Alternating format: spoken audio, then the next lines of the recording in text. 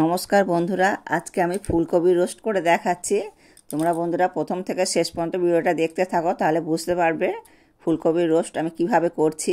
এখানে দেখো আমি একটা টমেটো দিয়ে দিলাম, আর দু টুকরো আদা, দুটো কাঁচা লঙ্কা, আর এখানে ধনে পাতা আর কাজু কয়েকটা দিয়ে দিলাম, 1 চামচ পোস্ত, আর অল্প একটু জল দেব। তো এটা পেস্ট করে নেব। আর প্রথমে আমি ফুলকপিগুলো কেটে নিয়েছি অফলাইনে। তো এবারে আমি কিন্তু কড়ার মধ্যে একটু জল দিয়ে দিলাম। তো ফুলকপিটা ভালো করে ধুয়ে নিয়েছি 2-3 বার করে। আর 1 চামচ লবণ দিলাম। লবণ দিয়ে আমি ফুলকপিটা একটু ভাপিয়ে নেব। অত বেশিক্ষণ ভাপাবো না, অল্প একটু খালি জাস্ট ভাপিয়ে নেব। আর এই দেখো আমি কীভাবে কেটেছি। তো গোড়ার কাজটা কিন্তু একটু ভালো করে মানে চেলা করে দিলে তাহলে কিন্তু ভালোভাবে সিদ্ধটা হয়ে যাবে। আর এটা আমি অল্প একটু ভাপিয়ে নেব। তো যেহেতু ফুলকপি খেলে অনেকেরই গ্যাস হয়, আর ফুলকপির মধ্যে পোকাও থেকে যেতে পারে। তার এই গরম জলটা পেলে কিন্তু ফুলকপির পোকাগুলো বেরিয়ে যাবে। আর এটা কিন্তু ভালো করে ধুয়ে নিয়েছি। ফুলকপিটা খুব ভালোই ফুলকপি ছিল। তো দেখো এবারে আমি জলটা ঝরিয়ে তুলে নিচ্ছি। তো জলটা ঝরিয়ে এটা রেখে দেব, আর ততক্ষণ আমি মশলাটা করে নেব। আর এই দেখো আমি একটু তেল দিয়ে দিলাম। তো এর মধ্যে ফুলকপিটা একটু ভালো করে ভেজে নেব।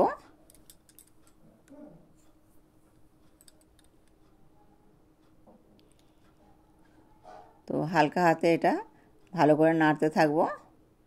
আর ফুলকপি কিন্তু মানে লো টু মিডিয়াম ফ্লেমে ভাজলে পরে বেশ ভালো ভাজা হয়। আর অল্প একটু লবণ দিয়ে ভাপিয়ে নিয়েছিলাম, তার জন্য এতে আর একটু লবণ দিয়ে দিলাম।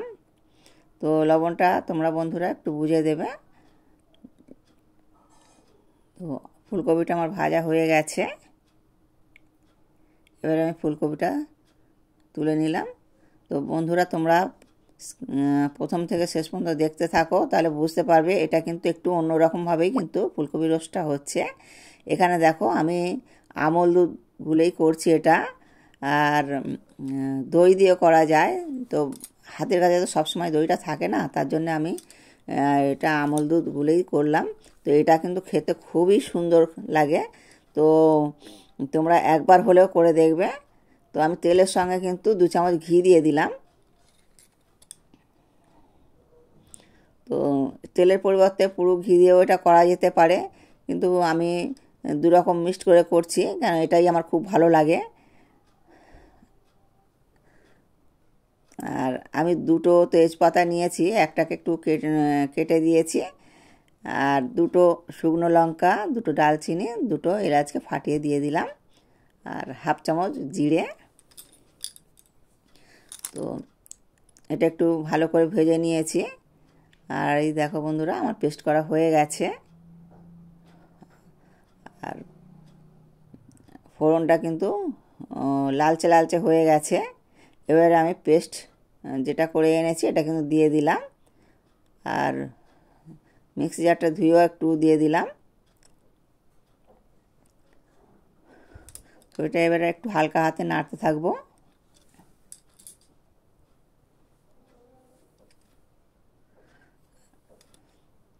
আর দেখো এর মধ্যে থেকে কিন্তু তেলটা ছেড়ে এসছে। এবারে কিন্তু আমি কী মশলা দিচ্ছি তোমরা দেখতে থাকো বন্ধুরা। হলুদ দিলাম 1 চামচ, আর কাশ্মীরি লঙ্কা 1 চামচ, 1 চামচ জিরের গুঁড়ো, 1 চামচ চিনি।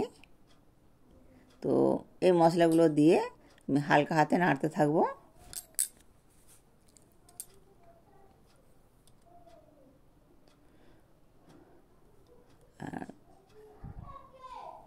তো এবারে আমি এর মধ্যে কিন্তু যে দুধটা গুলে রেখেছি ওটাই কিন্তু দিয়ে দেব।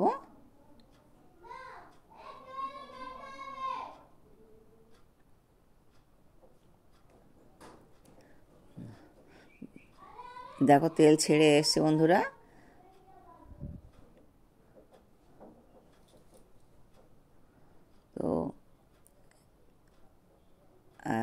এটা মানে তেল ছেড়ে এলে তবেই কিন্তু জানতে হবে যে এটা পারফেক্ট মশলাটা হয়ে গেছে। তো এবার আমি আমুল দুধটা গুলে রেখেছিলাম, এটা কিন্তু দিয়ে দেব। তো এবারে আমি হালকা হাতে ফের একটু নাড়াচাড়া করে নেব। আর এর মধ্যে আরও 1 বাটি আমি জল দিয়ে দেব।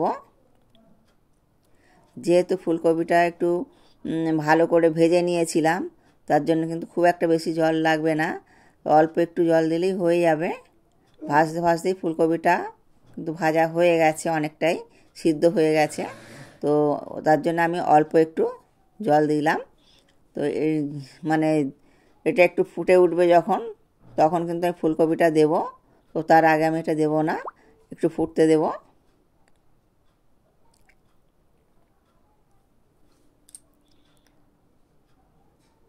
তো দেখো বন্ধুরা, ফুটে গেছে।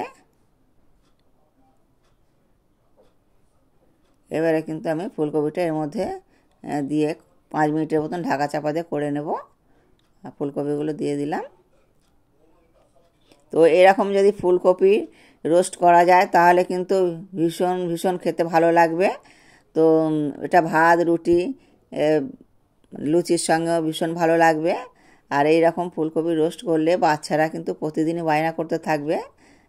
আর আমাদের ঘরে থাকা উপকরণ দিয়েই হয়ে যাবে। গরম মশলাটা দিয়ে দিলাম, গরম মশলাটা দিয়ে আর একটু ঢাকা চাপা দেব।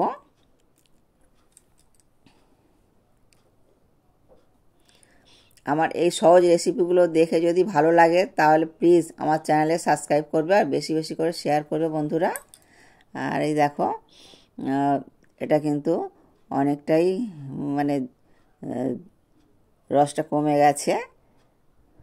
তো এই দেখো গলে গেছে। আর এবার আমি তুলে নেব।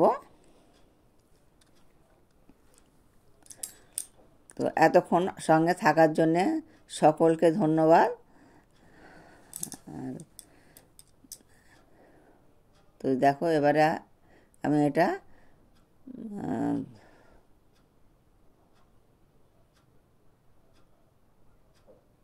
তুলে নেব বন্ধুরা।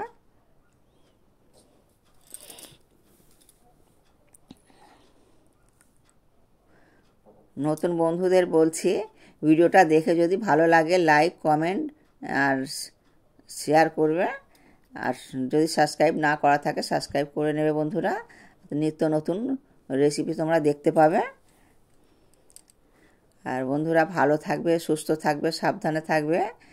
আর ভিডিওটা কিন্তু এখানেই শেষ করছি। আবার এই ধরনের নতুন নতুন ভিডিও নিয়ে চলে আসবো।